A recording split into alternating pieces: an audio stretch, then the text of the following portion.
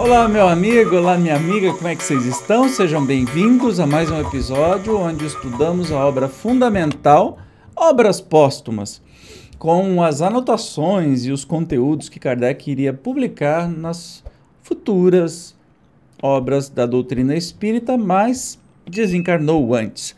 Hoje nós vamos ver mais um capítulo, Introdução ao Estudo da Fotografia e da Telegrafia do Pensamento. Presta atenção no que Kardec, aqui o Kardec, que bonitinho, estava pensando. Olha que avançado, né? Estudo da fotografia e telegrafia do pensamento. O que se entendia como telegrafia? Então, sem demora, vamos para o texto de hoje. É fato incontestável a ação fisiológica de indivíduo a indivíduo, com ou sem contato. Semelhante ação evidentemente só pode ser exercida por um agente intermediário, do qual é reservatório o nosso corpo, os nossos olhos e os nossos dedos, principais órgãos de emissão e de direção. Esse agente invisível é necessariamente um fluido. Quais a sua natureza e a sua essência? Quais as suas propriedades íntimas? Será um fluido especial, ou uma modificação da eletricidade, ou de algum outro fluido conhecido? Não será antes o que hoje damos o nome de fluido cósmico, quando se acha esparso na atmosfera, e fluido perispirítico, quando individualizado? Esta questão, aliás, é secundária. O fluido perispirítico é imponderável, como a luz, a eletricidade e o calórico. É-nos invisível, no nosso estado normal, e somente por seus efeitos se revela. Torna-se, porém, visível a quem se ache no estado de sonambulismo lúcido e, mesmo, no estado de vigília, às pessoas dotadas de dupla vista. No estado de emissão, ele se apresenta sob a forma de feixes luminosos, muito semelhante à luz elétrica difundida no vácuo. A isso, em suma, se limita a sua analogia com este último fluido, porquanto não produz, pelo menos ostensivamente, nenhum dos fenômenos físicos que conhecemos. Bom, vocês entenderam que nós estamos falando aí do perispírito, né? Lembre-se que na época de Kardec, tudo era fluido, né? A eletricidade até era chamada de fluido, tudo era considerado fluido, então é uma palavra muito genérica usada na época que hoje em dia não tem mais essa conotação, né? De genérico para tudo. Quando a gente pensa hoje de fluido, a gente pensa em líquido, né? Mais nada. Mas nessa época se falava de fluido para matéria do espaço, se falava de fluido para a alma, o espírito, tudo era fluido. Então que a gente entenda isso. E aqui ele está falando exatamente do perispírito, ou seja, nosso corpo perispiritual, e que tem também na composição, eu acho que tem algumas coisas que fala do ectoplasma. Lembrando que aqui no canal tem um estudo completo sobre perispírito e outro estudo sobre ectoplasma. Continuando aqui, ó, no estado ordinário, denota matizes diversos conforme os indivíduos que o emitem. Ora vermelho fraco, ora azulado, ora cinzentado, qual ligeira bruma. As mais das vezes espalha sobre os corpos circunjacentes uma coloração amarelada mais ou menos forte. Ele está falando quando esse perispírito, por exemplo, atua ostensivamente e que não é explicado pela nossa ciência. Nós temos um caso aqui do nosso querido Chico Xavier, né, que quando estava numa reunião de estudos, né, íntima, assim, na casa dele ou no grupo espírita, né, no centro espírita que ele comandava, muitas vezes, muitos dos presentes notavam que, como a sua entrega, a sua prece, nos momentos de prece era tão intensa, que ele começava a brilhar E aí ele escondia, começava a sair raios do seu coração, assim, de luz, e ele escondia com a boina, com alguma coisa assim, tentando evitar que o seu perispírito resplandecesse. Isso é uma característica do próprio perispírito, e isso acontece. Então Kardec está falando sobre isso. Sobre essa questão, são idênticos os relatos dos sonâmbulos e dos videntes. Teremos ainda a ocasião de tratar disso, quando falarmos das qualidades que ao fluido imprimem o móvel que o põe em movimento e o adiantamento do indivíduo que o emite.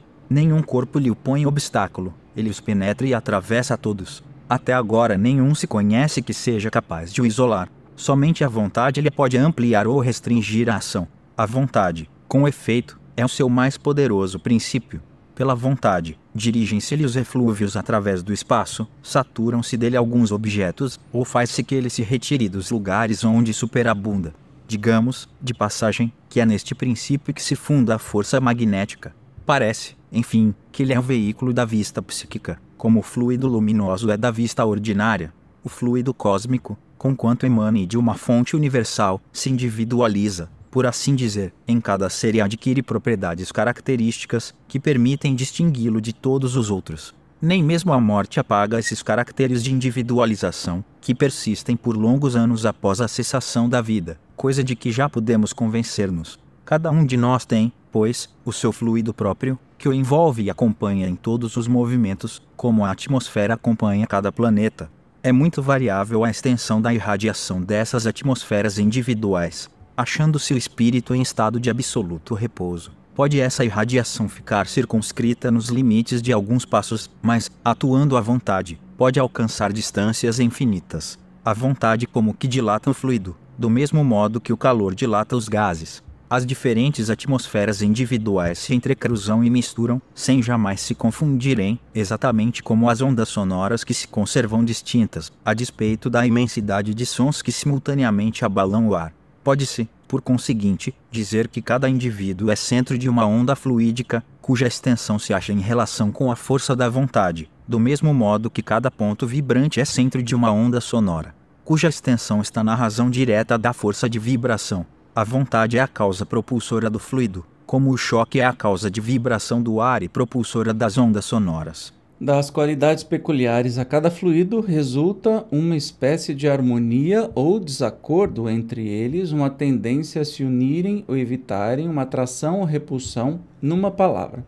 As simpatias e as antipatias que se experimentam muitas vezes sem manifestas causas determinantes. Aí a gente, de novo, né?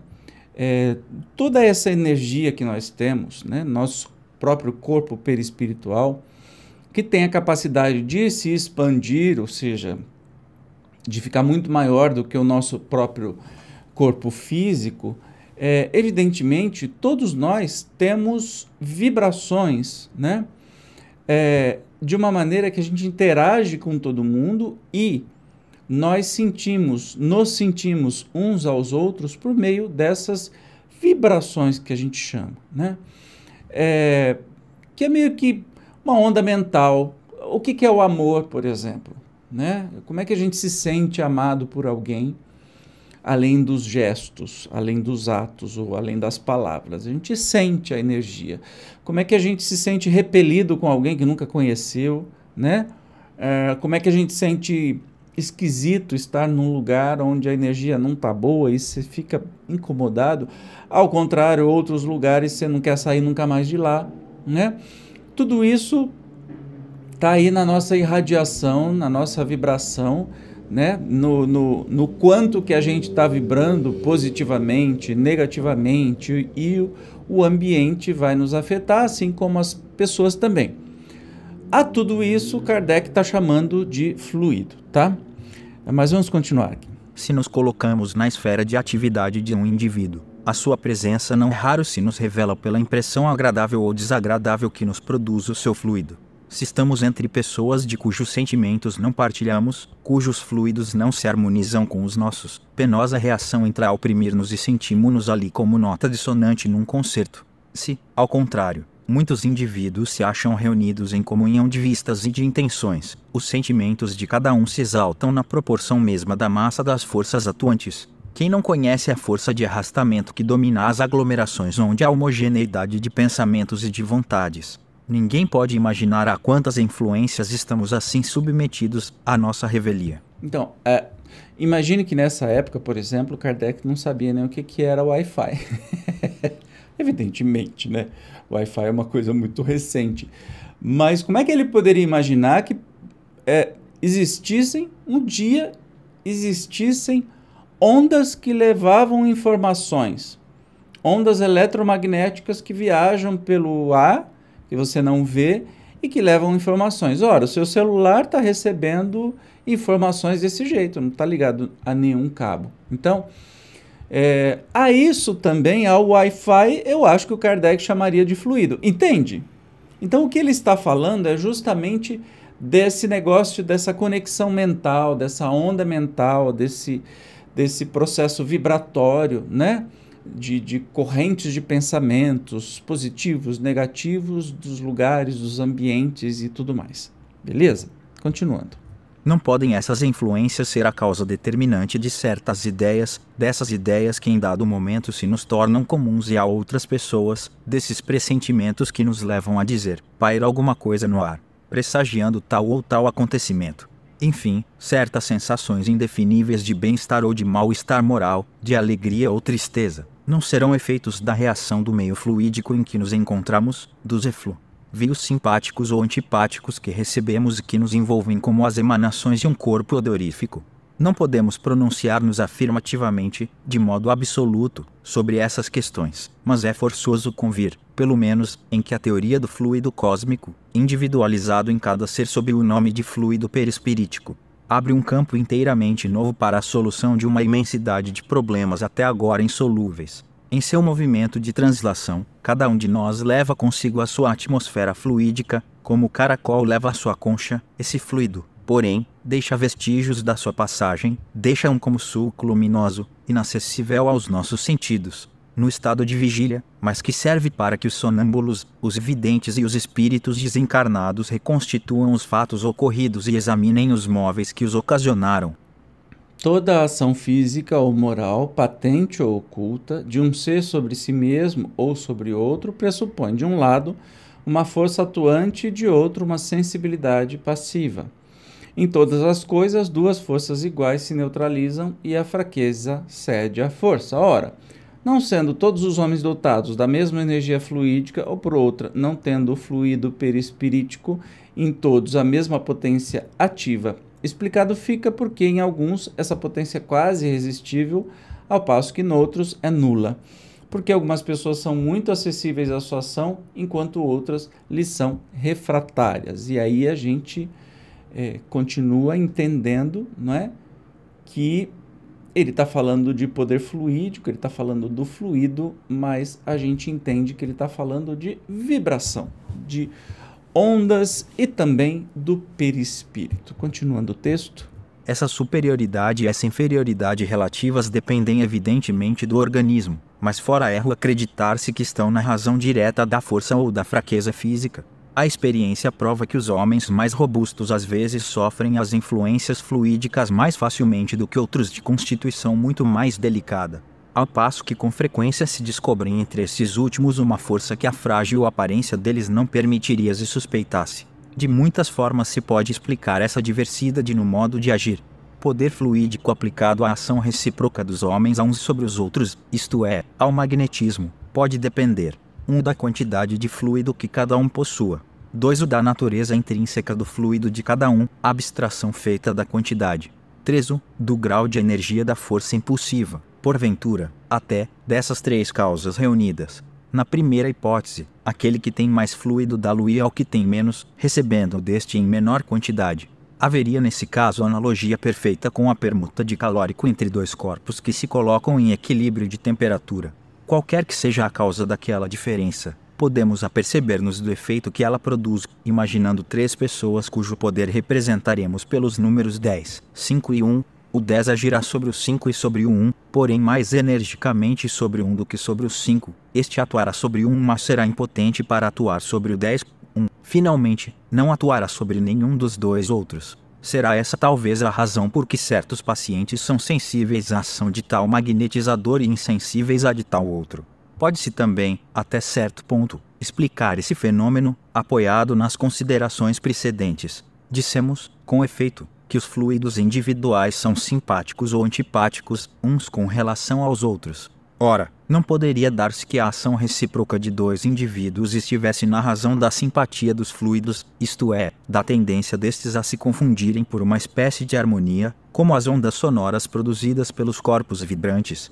Indubitavelmente essa harmonia ou simpatia dos fluidos é uma condição, ainda que não indispensável em absoluto, pelo menos muito preponderante, e quando há desacordo ou antipatia, a ação não pode deixar de ser fraca ou até nula. Este sistema explica bem as condições prévias da ação, mas não diz de que lado está a força, e admitindo, somos forçados a recorrer à nossa primeira suposição. Em suma, que o fenômeno se dê por uma ou outra dessas causas, isso não leva a nenhuma consequência. O fato existe e é o essencial. Os da luz se explicam igualmente pela teoria da emissão e pela das ondulações. Os da eletricidade, pelos fluidos positivo e negativo, vítreo e resinoso. Em próximo estudo, apoiando-nos nas considerações que temos expendido, procuraremos definir o que entendemos por fotografia e telegrafia do pensamento. Danado. Ele parece que sabia fazer as coisas, né, de série, que você deixa assim curioso para os próximos episódios. Então, o próximo será fotografia e telegrafia do pensamento, já que ele deu uma introdução para que a gente possa compreender como é que poderia se fotografar e telegrafar, seja lá o que significa isso, mas interpretar o pensamento, né? Lembra, na época de Kardec, a ciência não era nem um milésimo do que é hoje, né? Lembrando que nós temos aí avanços tão significativos como, por exemplo, a implantação de eletrodos no cérebro de uma pessoa em estado vegetativo, e que esta pessoa, pelo pensamento, consegue se comunicar pelo computador, né? Como é que se entenderia isso? Não, a telegrafia do pensamento. Você está interpretando o pensamento, porque certas áreas do cérebro são ativadas, outras não. Enfim, nós temos avanços muito grandes e Kardec aqui estava tentando explicar, né? Muita coisa com nomes, viu que ele falou fluido de novo sobre eletricidade, hoje não se usa mais falar fluido elétrico, né? E sim energia. Mas ele estava tentando explicar isso que a gente conhece muito bem, né? No dia a dia, desse negócio de a simpatia, antipatia, estar bem no lugar, ou estar mal no lugar, ou sentir energias e etc e tal. Coisas que a gente faz, inclusive, na hora dos passes, na hora de um abraço, né? E tantas outras coisas mais que hoje sabemos muito tem das emissões das nossas ondas cerebrais, que a nossa glândula pineal funciona como se fosse uma anteninha de Wi-Fi que capta os outros planos, mas neste plano faz a gente se comunicar sem palavras também com as outras pessoas, capturando tudo isso. Naquela época não tinha onda, né? Malemar tinha onda de rádio, então falava fluido. Beleza? Eu te espero então no próximo episódio para que a gente possa estudar a fotografia e telegrafia do pensamento. Até mais, obrigado pela sua presença. Eu te espero como sempre. Tchau, até lá.